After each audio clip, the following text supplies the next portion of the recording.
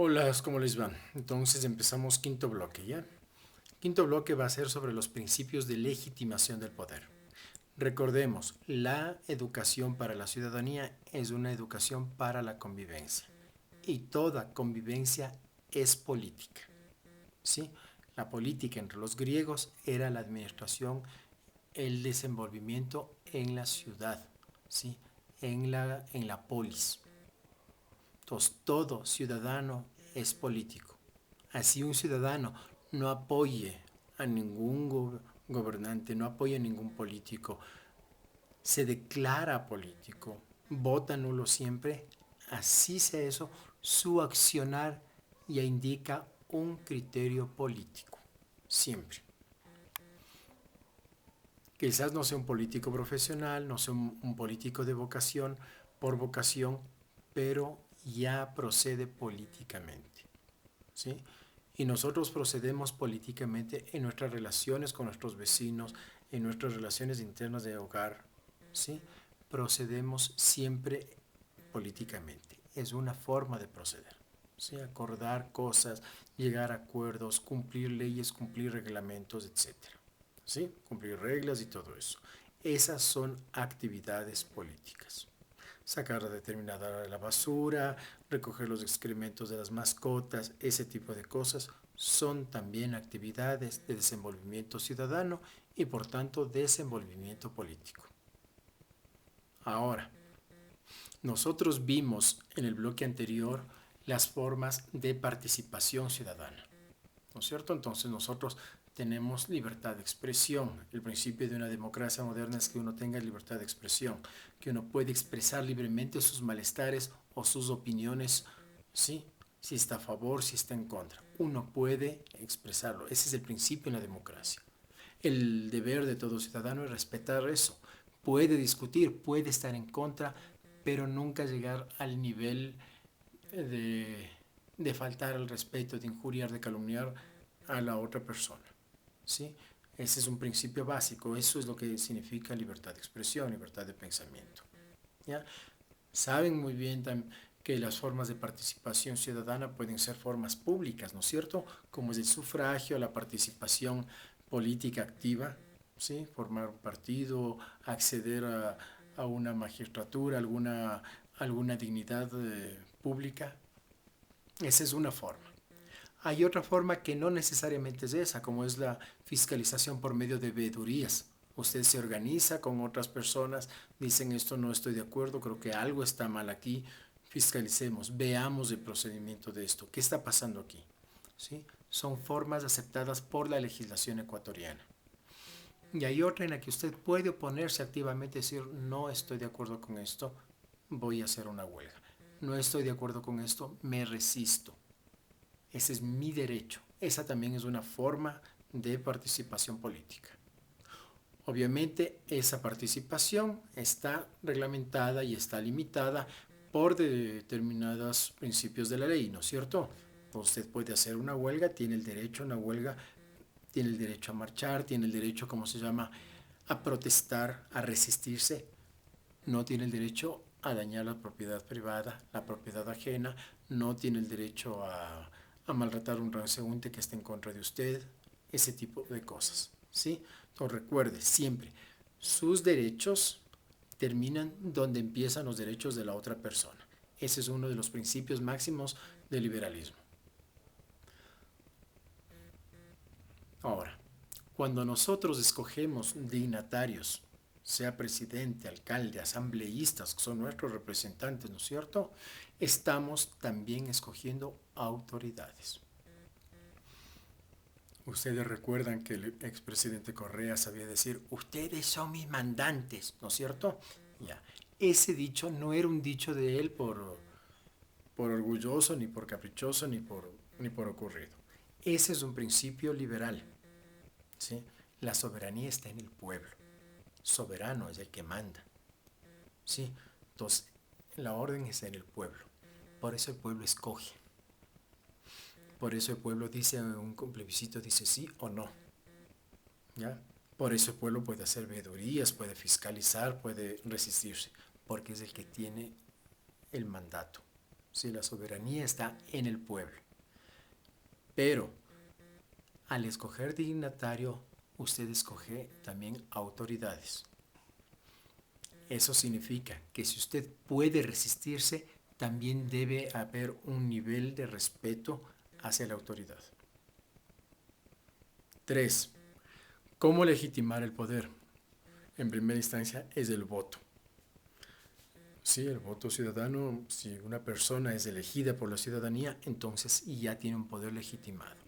¿Sí? La ley legitima eso. Sin embargo, recuerden que la fundamental, la forma en la que un Estado, una sociedad se organiza es mediante leyes.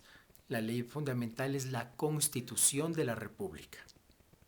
En nuestro caso, la Constitución de la República del Ecuador, la Carta Magna.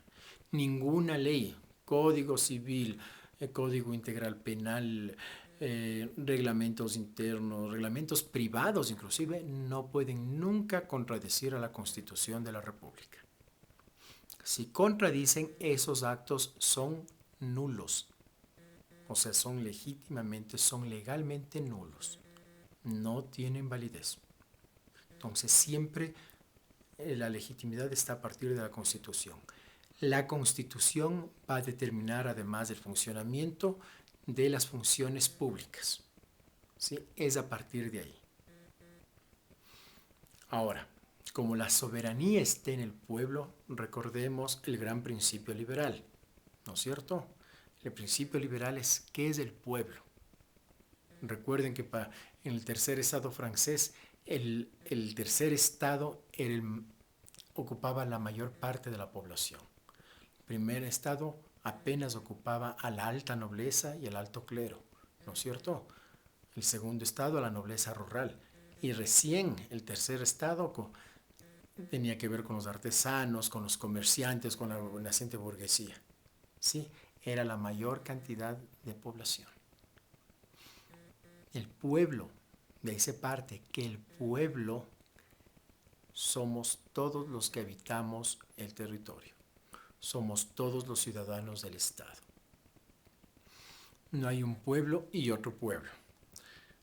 Eso es clave entender porque hay una tendencia a valorar las cosas como los ricos y el pueblo.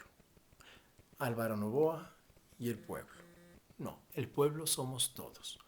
Tanto la gente más pudiente como la gente totalmente pobre. Somos pueblo. En un principio de democracia hay que tener un principio de igualdad entre todos los ciudadanos. Evidentemente, por las necesidades de determinada parte del pueblo, ¿no es cierto? Hay gente que por más de que trabaja está en una extrema miseria, una extrema pobreza, no tiene medios para educación, no tiene, por ejemplo, ahora en la cuestión de esta peste, del COVID-19, hay gente que no tiene acceso a internet, no puede hacer sus deberes, ese tipo de cosas. Entonces, evidentemente, por un asunto de equidad ciudadana, de solidaridad, de derechos, a esas personas también hay que asistirles. Es casi como un régimen especial de asistencia. Eso no rompe la igualdad. Eso busca generar más condiciones de igualdad. Entonces, recordemos, ¿cómo se llama? Para resumir, para concluir esta introducción, la primera cuestión está el principio de soberanía popular. ¿Sí? El pueblo manda. El pueblo es el garante de todo. Pero ojo, no significa que la voz del pueblo sea la voz de Dios. No. El pueblo es el que manda, el pueblo es el que ordena, el pueblo es el que escoge a sus dignatarios, pero el pueblo también se sujeta a leyes. ¿Sí? Cuando escoge dignatarios, los escoge en función de las leyes que permiten escoger. Entonces, esa legitimación de poder tiene este doble principio. No es un poder extremo en la parte del pueblo. Eso sería una anarquía. Esperar a que el pueblo se autorregule por sí solo, eso sería una anarquía. Es utópico en algunos casos, romántico en otros, pero no deja de ser una anarquía y potencialmente un relajo. Por otro lado, si escogemos y determinamos un absoluto poder a la persona que hemos escogido y endiosamos a esa persona porque lo hemos escogido y creemos que tenemos que aguantar todo porque lo hemos escogido, estamos promoviendo dictaduras, estamos promoviendo autoritarismos, ¿sí? Entonces, para esto vamos a retomar nuevamente el concepto de soberanía popular, el concepto de jurisdicción, de competencia y de legalidad, ¿sí? Entonces, listos acá. Posteriormente vamos también a ver el asunto de la división de poderes. Nosotros tenemos división de poderes. ¿Sí? Es a Montesquieu que él proponía una división de poderes en ejecutivo, legislativo, judicial. Es la división clásica.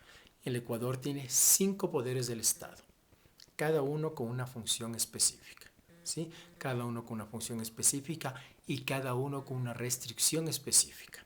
Usted como mandante, como ciudadano, uno puede revocar del cargo a la persona que escogió, pero siempre según lo que permitan las leyes. Entonces, estamos viéndonos la próxima semana en videoconferencia.